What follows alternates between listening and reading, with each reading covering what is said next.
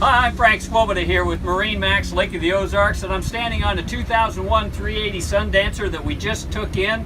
Immaculate. You have to see this one to really appreciate it.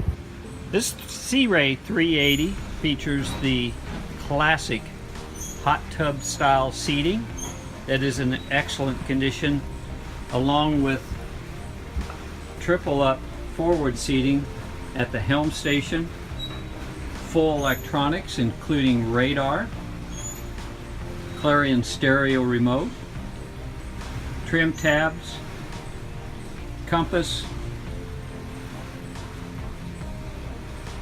windshield vent, and spotlight with full canvas and cockpit cover.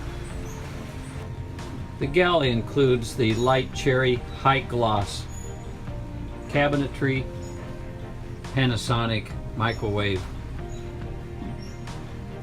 oven, flat top counter, along with a ceramic stove. As you walk forward into the berth, the master berth, of course a full island berth, hanging locker to the starboard side, great natural lighting all the way around, full lounge chair on the side, starboard, and also the mid berth that pulls into a couch.